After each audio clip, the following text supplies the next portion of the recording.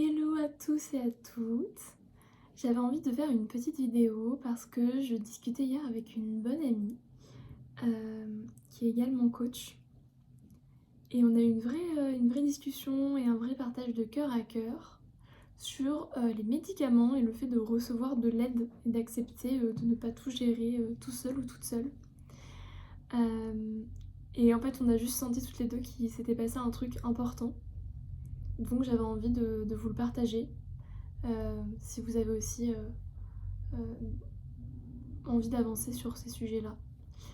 Euh, elle me parlait de ses règles douloureuses, où elle n'avait pas forcément trop osé prendre des médicaments, etc. Et, ou bien le moment où elle voulait en prendre, finalement, il était trop tard et ça commençait à redescendre, la douleur. Et ça m'a fait pas mal écho parce que je me suis rendu compte que j'avais aussi longtemps eu du mal à accepter de l'aide médicamenteuse dans plusieurs situations de ma vie, et même encore aujourd'hui, si je peux ne pas prendre de médicaments, j'essaie de ne pas en prendre. Mais j'essaie d'avoir toujours cette bienveillance envers moi-même et ce truc de me dire que j'ai le droit de recevoir de l'aide et que euh, si on peut éviter la souffrance, faisons-le. Donc pour aller plus précisément, je vais vous donner plusieurs exemples.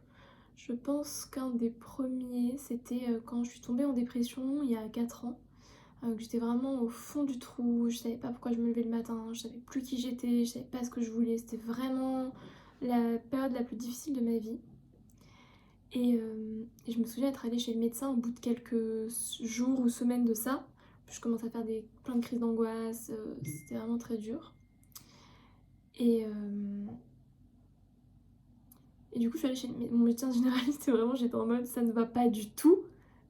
Mettez-moi dans un hôpital psychiatrique, un truc, faites quelque chose, ça ne va pas. Du coup, il m'avait dit bon, bah, calmez-vous, il m'avait envoyé chez un psy. Et en attendant, pour mes crises d'angoisse notamment, c'était vraiment difficile à vivre. Il m'avait donné un décontractant, en l'occurrence de l'Atarax. Donc c'est des tout petits cachets qui sont assez forts. Et il m'avait dit si vous voyez que vous montez en angoisse, vous n'arrivez pas à redescendre, prenez-le au début de votre crise d'angoisse et ça va vous éviter d'aller dans des stratosphères d'angoisse super profondes et vraiment difficiles. Et moi, étant en plus hypocondriaque depuis que j'ai eu un cancer, enfin vraiment c'est que des mécanismes dans ma tête de je veux pas en prendre, c'est des choses qui sont fortes, qu'est-ce que ça peut me faire, peut-être que je peux devenir addict, enfin plein de trucs. Et du coup il voyait que j'étais pas forcément super convaincue et tout. Et il m'a dit un truc qui résonne encore aujourd'hui et que je trouve très juste. C'est en fait c'est si on peut éviter la souffrance, évitons-la. En fait il me disait là vous êtes au bout de votre vie et j'étais vraiment au bout du bout du bout de ma vie.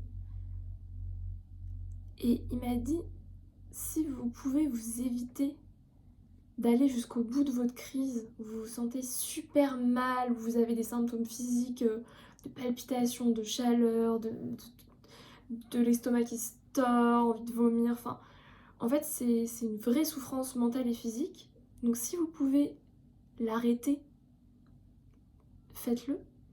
Et ce qu'il m'a dit aussi c'est pas permanent, c'est juste là pendant quelques semaines, quelques mois. Vous vivez un moment qui est difficile, donc acceptez que ce petit cachet, ben ça peut vous aider momentanément pour vous éviter de souffrir à ce moment-là. Et du coup, ce que j'ai fait, c'est que je les avais toujours sur moi. Déjà, ça me rassurait beaucoup de me dire que, sachant que j'arrivais pas à gérer mes émotions dans ces moments-là, ben j'avais quelque chose d'extérieur à moi qui pouvait m'aider, si je partais en crise d'angoisse, à m'apaiser. Donc je les gardais tout le temps sur moi. Parfois, c'était même des angoisses de pas les avoir sur moi. Enfin, de toute façon, tout était prétexte à enfin, tout était sujet d'angoisse à l'époque. Mais voilà, j'étais contente de les avoir sur moi et j'en ai pris quelques fois un demi comme ça quand je sentais que l'angoisse montait et c'était vraiment dur pour moi de le prendre, vraiment, de me dire ok, tu acceptes de te faire aider, genre tu n'es pas obligé de passer par cette souffrance, si tu peux l'éviter, évite-la. Donc voilà. Euh, Comme je vous disais, je suis pas du tout forcément pro-médicament, moi j'essaie d'en prendre le moins possible. mais je pense qu'on est beaucoup à vraiment parfois ne pas en prendre pour des mauvaises raisons. Comme si, on en parlait hier avec mon ami, comme si parfois on se sent obligé de passer par cette souffrance, comme si c'était mal de prendre des médicaments pour s'aider ou pour se soulager. Et il y a aussi quelque chose, enfin un sujet qu'on a évoqué qui restera voilà, une ouverture philosophique, mais que je trouve aussi intéressante, ça c'est parfois aussi qui est-ce qu'on est sans notre souffrance. Notamment quand c'est des maladies chroniques, ou quand c'est des choses qui reviennent, ou même quand c'est pas des choses qui reviennent, parfois juste on a, on a un gros rhume et on est content de se faire coucouner, c'est ok. Mais parfois se poser la question quand on veut pas forcément se faire aider ou prendre un médicament, se dire est-ce que je serais à l'aise de plus souffrir? Est-ce que je serais à l'aise d'être moi sans ma souffrance? Voilà, j'ouvre là-dessus. Euh, après j'ai aussi d'autres exemples. Moi aussi, pendant 2 ans, j'ai eu un stérilet au cuivre. Et du coup, ça a vraiment augmenté mes douleurs de règles de façon importante. Et je trouve ça intéressant a posteriori de me dire que déjà que j'ai passé 2 ans avec avant de l'enlever.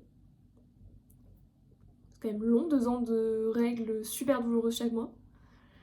Donc voilà. Et l'autre chose, c'est que pareil, je rechignais beaucoup quand j'avais des douleurs fortes à prendre des médicaments.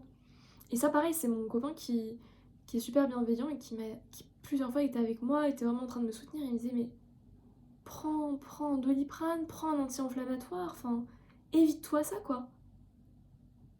Et, euh, et c'est vrai que je le regardais, je me disais, mais pourquoi c'est vrai, pourquoi je prends pas juste un anti-inflammatoire? Alors, parfois c'est pas aussi simple et parfois ça suffit pas, et voilà, c'est pas. Mais la plupart du temps, ça peut aider, ça peut soulager. Après, bien sûr, on en discute aussi avec mon ami quand c'est hyper chronique, c'est pas une question de stérilet ou quoi. Bien sûr, il y a d'autres solutions à trouver, des causes, d'autres choses à faire, parce qu'on peut pas être juste toute sa vie sous anti-inflammatoire. Mais voilà, c'est juste accepter de l'aide à un moment. Et j'ai aussi vu ça auprès d'amis qui ont pris à certains moments des antidépresseurs parce que c'était vraiment difficile, etc. Et moi j'aurais pu en avoir à l'époque, honnêtement je ne sais pas vraiment précisément pourquoi est-ce que moi j'en ai pas eu, pourquoi est-ce qu'on en propose à certaines personnes. Je ne connais pas assez précisément les maladies psychiatriques, etc. Pour le savoir, mais toujours est-il que en France, je trouve que c'est encore difficile de prendre des antidépresseurs, d'accepter d'en prendre, de pas avoir peur aussi d'une certaine accoutumance ou d'être dans des états seconds, etc. Pareil pour les somnifères. Et, euh, et je trouve que, en fait, qu'il faut se rendre compte aussi de la chance qu'on a d'avoir tous ces médicaments, d'avoir des gens qui ont fait des recherches et aujourd'hui de pouvoir éviter la douleur, de pouvoir dormir automatiquement quand ça va pas et qu'on est surchargé, qu'on n'y arrive juste plus pendant quelques jours, quelques semaines, parfois quelques mois. Juste ne pas être obligé de passer à travers ces moments qui sont super difficiles, ou en tout cas, bien sûr qu'on les traverse, mais peut-être avec un petit peu moins de souffrance ou un petit peu moins de fatigue. Je pense que c'est important d'accueillir ça aussi. Voilà. Je regarde si j'ai noté d'autres choses et d'autres exemples.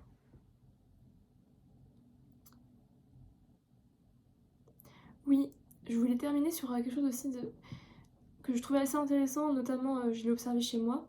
Je suis une personne qui a beaucoup, je pense, ce driver. Si ça vous intéresse, vous pouvez regarder ce qu'est un driver. Des choses qu'on vous dit dans votre enfance et qui du coup vont vraiment forger vos croyances. Je pense que j'ai beaucoup du sois fort, du débrouille-toi toute seule, etc. Et sois parfaite aussi, bien sûr. Et je me rends compte aussi que même au quotidien, parfois, je vais pas mettre mon bien-être en priorité. Je pensais là à cet hiver, c'est tout con, mais j'ai mis hyper longtemps avant de mettre du chauffage chez moi. Et à posteriori, je me dis, mais t'as froid, bon ok, tu mets un pull, t'as froid, tu mets une écharpe. Bon, au bout d'un moment, si tu continues à avoir froid, mets le chauffage. Et j'ai vraiment mis longtemps à mettre le chauffage. Et après, ça peut être aussi des trucs au quotidien, je me rends compte. Parfois, quand je suis en train de bosser ou juste en train de chiller, peu importe, ou avec des amis, je vais reculer le moment d'aller faire pipi, le moment d'aller redemander de l'eau, de me reprendre un café. En fait, tous mes besoins, ils vont passer souvent en second. Après que la personne ait fini sa phrase, après que la réunion se termine, après que... Et d'ailleurs, ça me fait penser aussi ce truc en réunion, où pendant longtemps, vraiment, je n'allais pas faire pipi en réunion. alors que on s'en bat les couilles en fait. Enfin, on a tous potentiellement envie d'aller faire pipi pendant une réunion et tout le monde s'en fout. Royal. Il y a que nous qui nous disons non mais je veux tout écouter, tout savoir et rien louper et pas qu'on me prenne pour quelqu'un qui a besoin d'aller aux toilettes au milieu d'une réunion.